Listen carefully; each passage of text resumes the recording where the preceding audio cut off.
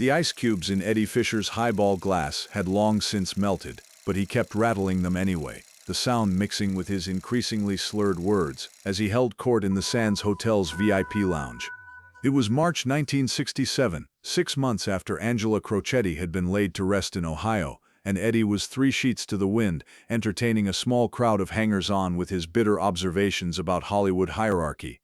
When he started talking about authentic Americans versus immigrant pretenders, when he began mocking the broken English of deceased Italian mothers, the temperature in the room should have warned him he was crossing into dangerous territory. But Eddie Fischer had never been good at reading rooms, and tonight his jealousy and bourbon had blinded him to the fact that Dean Martin had just walked through the door. What happened in the next 20 minutes wouldn't just end Eddie's Vegas career, it would teach everyone present the difference between a has-been desperate for attention and a legend defending his mother's honor. The Sands Hotel in March 1967 was the beating heart of Vegas entertainment, Frank Sinatra's domain, where the Rat Pack had redefined cool. The VIP lounge buzzed with red velvet and crystal ashtrays, where performers unwound after shows and power players rubbed shoulders with stars. Tonight it hosted the usual mix of singers, dancers, comedians, and various parasites feeding off their success. Eddie Fischer sat in the center booth like a deposed king, his once perfect features showing the wear of too many disappointments. At 41, Eddie had been famous longer than most people had been alive, but fame and relevance were different things. His voice carried the roughness of cigarettes and bitterness. His marriage to Elizabeth Taylor had made him tabloid gold, but their divorce left him looking like a fool. Tonight, surrounded by B-list comics and washed-up singers, Eddie was trying to recapture magnetism through the ancient art of cutting down his betters. "You know what I find fascinating," Eddie was saying, his Philadelphia accent sharpened by bourbon, "is how this town pretends certain people are classy when they're really just ethnic comics with good tailors." He gestured with his glass. "Take these Italian singers everyone fawns over, Sinatra, Martin, the whole crowd. They put on tuxedos and suddenly everyone forgets they're working-class kids whose mothers couldn't speak proper English." The crowd around him laughed uncomfortably. Eddie Fischer talking trash about Dean Martin in the Sands was like lighting matches in a powder magazine. Eddie was beyond caring about consequences. Elizabeth Taylor had destroyed his confidence. Vegas had relegated him to smaller rooms, and his records barely registered on the charts. He was a man with nothing left to lose except his dignity, and tonight he seemed determined to lose that too. "I mean, can you imagine?" Eddie continued. "These guys grew up in Italian ghettos where their mothers hung laundry out windows and yelled at them in broken English. 'Dino, you come home now,' like something out of a stereotype." He affected a cartoonish Italian accent that made several people wince, and now they're supposed to be sophisticated entertainers. 20 feet away, near the lounge's entrance, Dean Martin had stopped moving entirely. He'd come to the Sands to meet with Jack Entrater about extending his residency, but hearing Eddie Fischer's voice had made him pause. Dean stood in the shadows near the bar, invisible to Eddie's group, but close enough to hear every poisonous word. Dean was 53, at the height of his powers but carrying the fresh wound of his mother's death. Angela Crocetti had passed away the previous September, hitting Dean harder than expected. She'd been the family anchor, holding them together through poverty, immigration, and Dean's rise to fame. She'd never fully learned English, always mixing Italian with broken American phrases, but possessed wisdom and warmth that shaped every good thing about her son. The funeral had been private, but Dean's grief was public knowledge. Angela had been Dean's moral center, his reminder of where he'd come from. And now Eddie Fischer was turning her memory into a punchline. Eddie took another gulp of his drink and continued his performance. And the mothers, God, the mothers were the worst part. All of them with their thick accents and their peasant superstitions. "You gotta eat, you too skinny, you no marry nice Italian girl." Like broken records playing the same immigrant sob story over and over. The laughter from his audience was getting thinner, more nervous. Even the hangers-on could sense they were approaching something that wouldn't end well. But Eddie was lost in his own bitterness, too drunk and desperate for attention to recognize the danger signs. Dean Martin's mother was the perfect example, Eddie said, his voice getting louder and more reckless. Angela something or other. Couldn't speak a complete sentence in English to save her life, but somehow she raised the king of cool. He snorted with derision.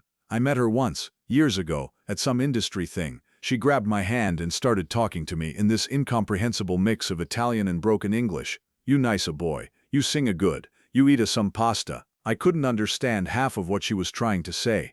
It was embarrassing. That was the moment Dean Martin stepped out of the shadows. He didn't announce himself, didn't clear his throat, or make any sound. He simply moved from the darkness near the bar into the light of the VIP area, and his presence changed the entire atmosphere of the room. Conversations at other tables stopped mid-sentence. Waiters paused with their trays. Even the background music seemed to fade. Eddie Fischer was still talking, too drunk and self-absorbed to notice the shift in the room's energy. I mean, how do you build a career on being cool when your mother sounds like she just stepped off the boat from Sicily? The cognitive dissonance is, Eddie. The single word cut through Eddie's monologue like a blade. His head snapped up, and he found himself looking directly into Dean Martin's eyes. The expression on Dean's face was unlike anything Eddie had ever seen. Not anger, not rage, but something far more terrifying.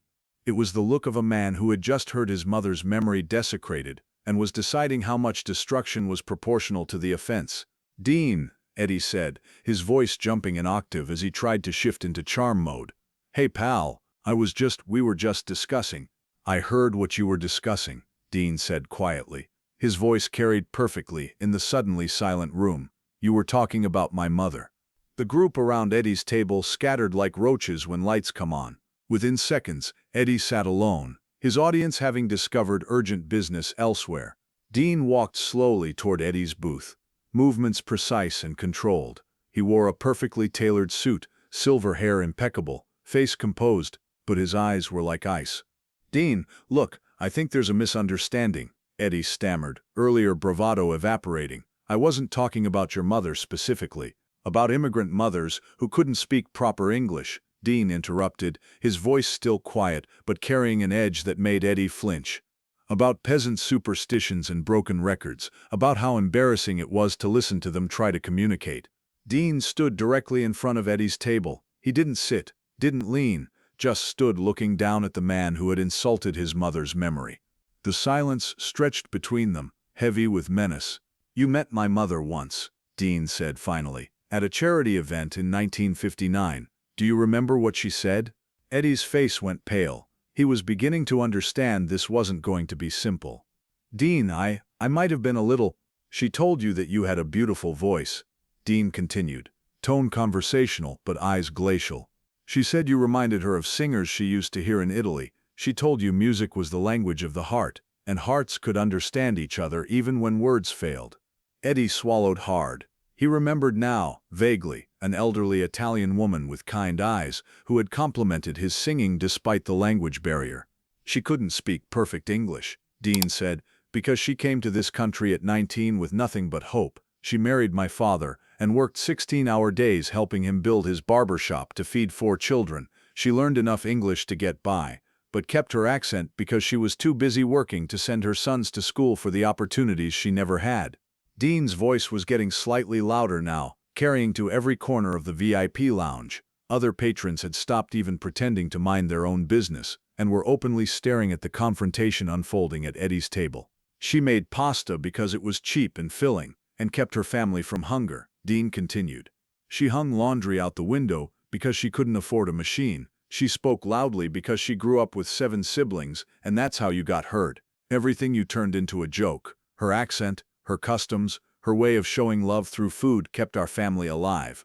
Eddie Fischer had shrunk back into his booth as if trying to disappear into the upholstery. The confident, sneering performer who had been holding court minutes earlier had been replaced by a pale, trembling man who looked like he was about to be sick.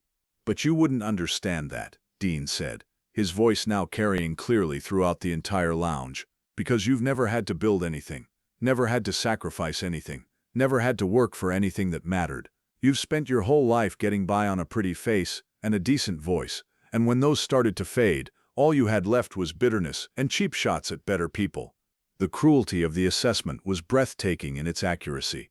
Eddie Fischer had coasted on natural gifts without developing work ethic or character that sustained true stars. His career peaked early and declined steadily, leaving him trapped in smaller venues watching younger performers take the spotlight he'd once commanded. "Dean, please," Eddie whispered, his voice barely audible. "I was drunk. I didn't mean—" "You meant every word," Dean cut him off, Because this is who you are when you think nobody important is listening. This is how you try to make yourself feel bigger by making dead mothers into punchlines. Dean leaned down slightly, bringing his face closer to Eddie's. When he spoke again, his voice was low enough that only Eddie could hear him. "My mother died 6 months ago," Dean whispered. "Cancer. I held her hand while she died, and the last thing she said was in Italian. She thanked me for making her proud. She told me she loved watching me perform, because it reminded her of the joy she'd felt as a young woman." Eddie's eyes were filling with tears, but not from sadness, from shame, from crushing realization of how completely he'd misjudged the situation. "And tonight," Dean continued in that deadly whisper, "you turned that into entertainment for losers who laugh at cruelty because they don't have anything else in their lives." Dean straightened and spoke loudly again. "Here's what's going to happen, Eddie. You're going to finish your drink, you're going to pay your tab, and you're going to walk out of this hotel and never come back. Not to perform, not to gamble, not to have dinner, never." Eddie's mouth opened to protest, but no sound came. He was beginning to understand the scope of Dean's threat. The Sands wasn't just any hotel, it was the center of Vegas entertainment. Being banned from the Sands meant career death for a performer like Eddie. "But Dean," Eddie managed to croak, "I've got shows booked here. I've got contracts." "Had," Dean corrected. "You had contracts. Jack Entratter is a personal friend of mine. I'm sure he'll be very understanding when I explain to him how you feel about entertaining customers whose mothers spoke with accents." The implications hit Eddie like a physical blow. Jack Entratter ran the Sands Entertainment and had the power to make or break careers with one phone call. If Dean went to Entratter with this story, Eddie would be blacklisted from every major venue in Nevada. Furthermore, Dean continued, "I think every hotel and casino owner in town should know about your feelings toward their customers. A lot of them are first or second generation Americans with mothers who spoke with accents, who worked 16-hour days, who sacrificed everything for their children." Dean paused, letting the threat sink in. Eddie wasn't just being banned from one hotel, he was being excommunicated from an entire industry. "Please," Eddie whispered, tears now streaming openly down his face. "Dean, I'm sorry. I'm so sorry. I was drunk and angry, and You were drunk and angry, and you showed everyone in this room who you really are." Dean finished, "The question is whether that's who you want to be for the rest of your life." With that, Dean Martin turned and walked away. He didn't storm out, didn't slam doors, didn't make dramatic gestures. He simply left Eddie Fischer sitting alone in his booth, crying into his melted drink, while an entire room pretended not to notice the complete destruction of a man's career. The story spread through Las Vegas like wildfire. By morning, every performer and hotel manager knew what Eddie Fischer had said and Dean's response. Eddie's remaining Sands shows were quietly canceled. His contracts at other venues developed legal complications. Booking agents stopped returning calls. Within a month, Eddie had been erased from the Vegas entertainment landscape. He tried rebuilding elsewhere, but the story followed him. Word had spread about the singer who mocked dead mothers for laughs, and nobody wanted that association. Eddie Fischer ended his career in small clubs in forgotten towns, for audiences who barely remembered his name. Dean Martin never spoke publicly about the incident, but it changed how he approached celebrity. He'd always protected his family, but after that night became ruthless in defending their honor. The easygoing attitude that defined early Dean Martin was replaced by something harder, more vigilant. The lesson wasn't about fame's power or crossing the wrong person. It was about entertainment versus cruelty, humor versus heartlessness. Eddie Fischer thought he was being sophisticated, worldly, revealing hard truths about immigrant families. Instead, he'd revealed himself as exactly what Dean called him, a bitter has-been who could only feel important by tearing down someone better, a man so empty of genuine accomplishment that he mocked dead mothers' sacrifices for strangers' attention. Dean Martin had shown everyone present what real class looked like, not the artificial sophistication of put-down artists and clever cynics, but the genuine dignity of a son who honored his mother's memory by refusing to let anyone turn her struggles into jokes.